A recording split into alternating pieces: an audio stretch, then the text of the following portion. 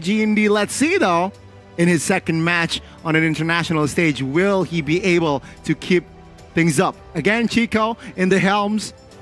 Great draft. This time against the world champions though.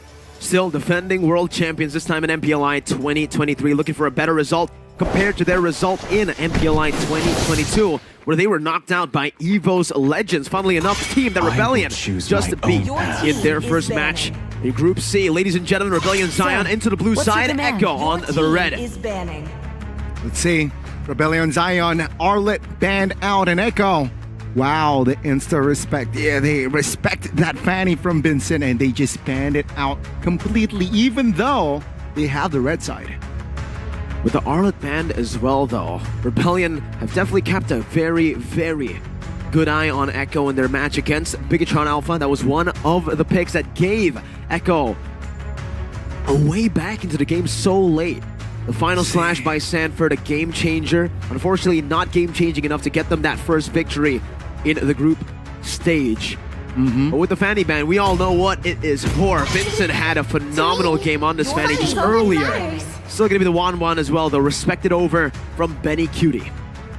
And also Rebellion here. What will they try on for that first pick, right? Looking at their options now, perhaps Novaria comes to mind here. Though Suelo doesn't really rock the Novaria. Let's see the adjustments, right, Echo? They banned out another hero that can be filled in that jungler position. Joy banned out. Rebellion with their last ban will opt for a Nolan ban, even though their first pick. Seems like the Nolan just doesn't fit in their strategy. Doesn't fit in their hero pool, maybe even. Vincent, we know him more for the utility junglers that he brought in MPL Indonesia Season 12, but if you follow him from MDL, he's always been an assassin. He's always wanted to play the damage-dealing heroes, and I think in this meta particularly, that's why you're seeing so much respect placed onto Vincent. With the Fanny ban, with the Joy ban, I'm really excited to see what other heroes, damage-dealing heroes, Vincent can utilize, or maybe he'll go back to the MPL Indonesia Season 12 Vincent. Utility, Fredrin, Baxia, the heroes that we usually see from him. Let's see what will Rebellion cook here for their first pick. With the Faramis ban, it's just very clear, very straightforward here from Echo. Faramis, Fanny, respect ban, right? Seeing their performance earlier, it seems like it was the main nuisance. Rebellion, they offer Guinevere first pick. Why not? I literally just had a discussion with Omwawa, Indonesian caster, earlier. So why the Guinevere has had such an abysmal win rate so far in MPLI 2023?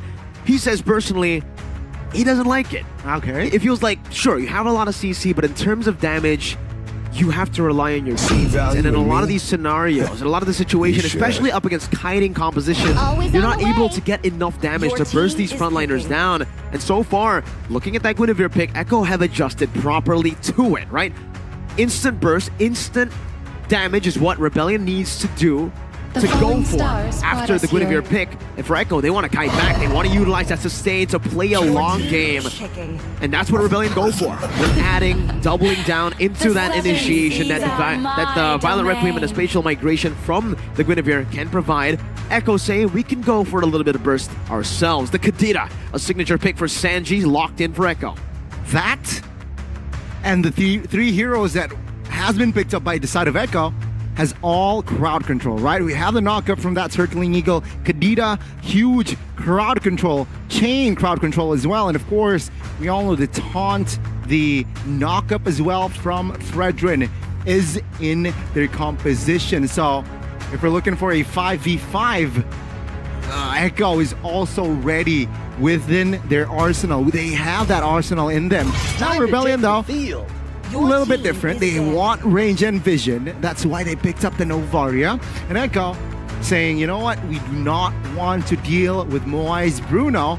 And there you go. They banned it out. So three heroes that are on the ban list from the side of Echo were played from Rebellion. They did their research, man. They know what comfort picks Rebellion have been going for to secure W's. Mainly the W against EVO's legends. The clutch plays they were able to make work from these heroes, and for Rebellion as well. They know that the Claude was a menace in the loss against Bigatron. Despite the loss, that Claude gave Bigatron so many problems, from the split pushing pressure from Bennyqt on the clock, getting the tier 2 in the bottom lane to all the way to team fights. With that Blazing Duet timed very well, he was able to push Bigatron Alpha to the brink of a loss. Yeah, just able to delay the game. But this can backfire here, Miracle, right? They have yet to pick up a marksman themselves, and with the Bruno, Claude, Dan out, there are less options here for that marksman role. And taking a look at Echo, you know what? They do not want to deal a hero that can suppress that. They need that mobility in their composition, and they ban out the Franco here instead. Rebellion, will they commit on a gold laner ban? Or will now they shift their focus on towards an EXP? Sounds like an XP ban. Betrayed. And it is the Yuzhong. They gotta respect Sanford. Sanford's been a playmaker for Echo. The fact that now the Arlet and the Yuzhong have been taken out, the Terizla picked up as well, this has really limited Sanford's picks. Hero pool. What else do we expect from the young prodigy from Echo here? From Sanford, I'm thinking his heroes, I'm thinking M4. Lapu Lapu, the Benedetta we've seen before. I don't know if he wants to try to utilize it here. Knowing that the prior heroes have been banned out, maybe something crazy like a Khalid to try to hold the Terizla down in lane and to dive all the way back, but it is the Benedetta. Oh, it's all mobility, Miracle. I should have questioned myself with that Benedetta mention. Sanford, one of the best Benedettas in the world. Would love to see how he performs on the new Benedetta. It's been changed a couple of times, but I think the 2 patches before this, it has just been buffed. A very fast composition here, cooked up by Echo with the Matilda, with the Benedetta, and as well as Kadira, who can and will occupy most bushes in the map. Let's see how Rebellion go for this, right? I mean, they went for Erythel. And what roam will they go for here? I'm thinking another... Does Joe work here?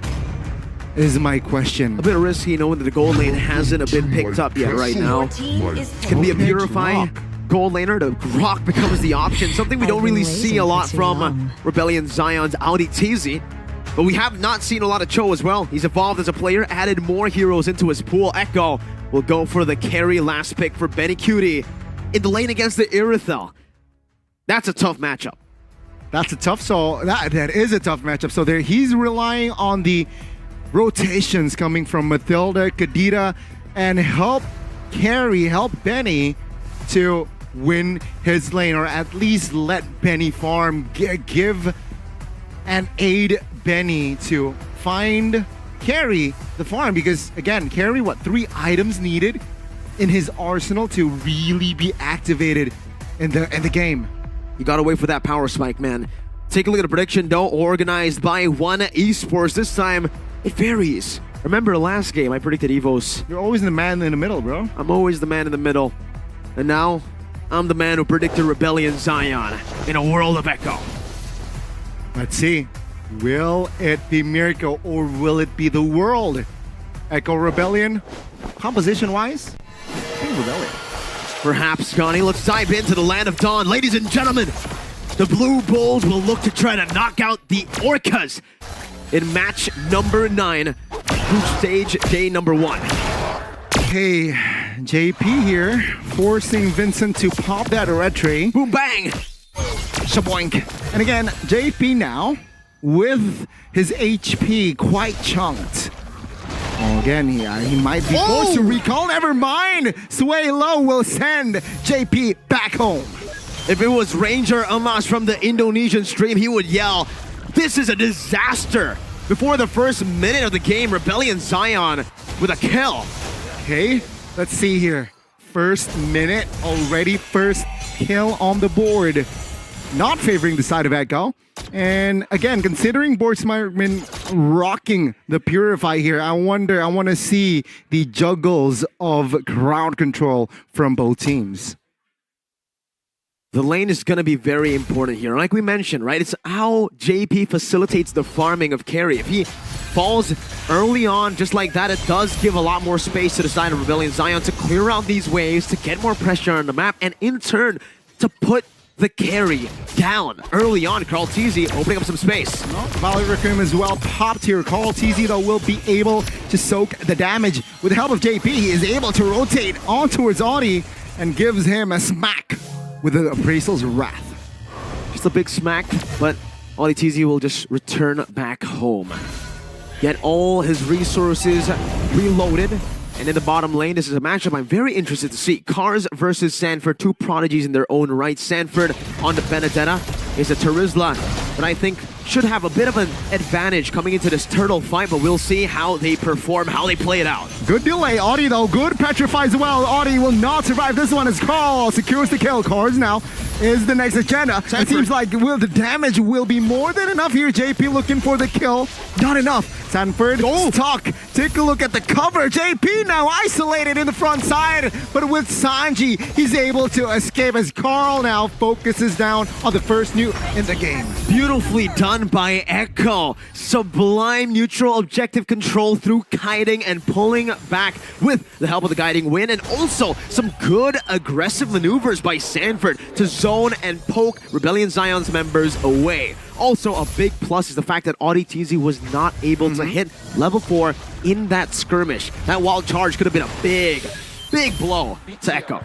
Yeah, unfortunately for the side of Rebellion, and you're intrigued to see Karltzy and Sanford, and there you go. It's an even lane, it seems like, right? Up to this point, 3 minutes in, Terizla and Benedetta are able to just sustain and also clear. So that's the most important part. And take a look at the economy. Very even here, 3 minutes in. Can go either way. This gold lead 100 could be just shifted with a few good minion last hits. That's how close the game is so far. And for Rebellion, they're already looking to pressure up top. In the backside here, Moy knocked up. Vincent though will find the knockup on towards Karl as well, but the damage will be enough to take him down. Suelo secures the kill. Look at Sanji. The backside looking for an angle. Good pop there. Good vision provided by Karltzy. A good response from Rebellion Zion to Echo's very proactive move with that circling eagle. Sanford's been clearing bot and then instantly rotating into the mid lane. I think we've seen this twice already. A bit of a funnel, I would say, to Sanford. He has a bit more XP compared to Cars, and this will build up. If Sanford is able to snowball across the map to get a lead, that's usually where Echo are able to find a very, very good, comfortable position in the game. Okay, and with this, right? A very good balance from both teams, meaning good aggression coming from Rebellion and Echo. It seems like Echo wants to re-engage. Vincent now caught in that mid lane, and Vincent falls there. Good formation, good coordination by the Orcas. When you enable Sanford, you enable the rest of Echo. He makes it so easy for the rest of the team to follow up, to look for kills, to go for neutral objectives. And he did it again, a good petrify initiation, something you wouldn't expect if you were Rebellion Zion or random Benedetta on a Ducati, just yelling out, what color's your Ducati? Well, Airthel has a Ducati as well, and now Rebellion, well, Vincent will calmly secure the purple, even though almost it was a full invade by Echo. 5 minutes in, very equal. Benny though, a little bit in a bit of a pickle there. Audi does not want to show that he's in the top side just yet. You're right. There is another Ducati on the other team. Exactly. It's a different kind though. It's like a monster and a Panigale, right? In the mid lane, Sanji. Oh my goodness, what a pickoff! Crowd control, petrify, perfection. Right, Echo with the pickoff kill. This is why Echo has more dynamics to their composition. 5v5 can, but also with the push control that Sanji provides, Also can. Rebellion Zion now, they need compensation. They need to somehow defend the top lane here as Benny is looking for a key trade perhaps. No, does not find the right opening to really commit on towards its ult. A good 2k gold lead built up. Oh, wow! The mid lane again, Sanford now caught. Good initiation by Vincent there as Sanford wasn't able to get out. A big stop from Rebellion Zion. With Sanford down, that's a lot less playmaking Echo can do in the next few seconds of the game, but the Circling Eagle still committed down by JP. He jumps in. Vincent misses the knockup, but it seems like now Karl looking for the re-engage. The damage, though, will not be enough to take him down just yet. And Echo, they will again shift their focus on towards the lanes, and specifically the turtle here that will spawn in 5 seconds. Take a look at the GOAT. 2 levels ahead of Vincent here on this Fredrin. Should still be having a bit of an advantage coming into the next neutral objective battle, unless Rebellion are able to look for some chain CC to lock Karltzy down. Circling Eagle will be committed on towards Cars. Cars providing vision in that HP of that turtle. Seems like the marksman will not join the fight here from both teams. Good knockup. Vincent caught and the Princess Wrath, and JP secures that kill. Cards quite low, petrified, and he will not fall just yet as Echo will secure the turtle and also Vincent. Another brilliant neutral objective secured by Echo through their kiting and through their poking. Sanji just finds a moment, a window to collapse. Oh, they want more. Audi, quite low. Karltzy, though, has not enough resources to take him down. And there you go. They will shift their focus on towards the jungles now, Mirko. 3.5k gold lead, only with 7 kills in the game in total. Karltzy absolutely obliterating the Guinevere in the jungle, 2 levels ahead. He's building towards an even bigger XP gap between the two as he collects everything in his jungle for a full clear. Okay, good spot. Oh, good catch as well. He will commit, but not enough damage. Benny, though, will be forced to recall as Rebellion Zion failed to assassinate the marksman. And they're just chilling right now. JP flying by all around just to get some pressure down, and Sanford just walking up, man, on that Ducati, chilling and grinding. Karltzy wants to go for the purple buff, Gani. Finds the taunt. Cars, though, will delay. Good penalty zone as JP and as well as Karl in trouble. Good knockup. Audi bursts it down with the help of Sanford and Sanji. Now in the mid lane, Benny pops a Purify to escape, and there you go. Enough resources to survive. All that without Sanford's Petri, who has been really good this game. The double Petri from Sanji and Sanford has been connecting like crazy. And Echo now 4,000 gold lead. That is somehow a very, very big gap considering we have yet to enter the 10th minute of the game. It's a slow roll again. Echo knows how to utilize a gold lead. They can transform a snowball into a death ball just as good as the other crazy team so far in this tournament. I would say just as good as Homeboys this tournament so far, right? The way that they are able to utilize the early leads to channel it into crazy fights, crazy skirmishes, even objective control. And also with calculations, right? With their own calculation here. Let's see, Rebellion, though, even though they're behind, it seems like they are taking more bushes here. They are also ready for a fight here. Let's see the opening. Will they find it? JP finding, face checking there. It seems like the damage will not come through just yet. Rebellion not committing. Take a look at Kadita in the backside, looking for an angle. Spotted though. And Rebellion, they shift their focus on towards Sanji, who immediately retreats. Now it's a Lord Dance. Karltzy's just holding it in, trying to bait the Lord all the way to his side, getting a good reset. Oh, that's a barrier that has failed to reset the Lord. Karltzy's still on it. It's going to be on cooldown, that barrier. Won't be able to reset it next, and Cars needs to go for some poke. Meanwhile, the Astral Echo reveals all 4. Sanford down below. Oh, good petrify, Moai.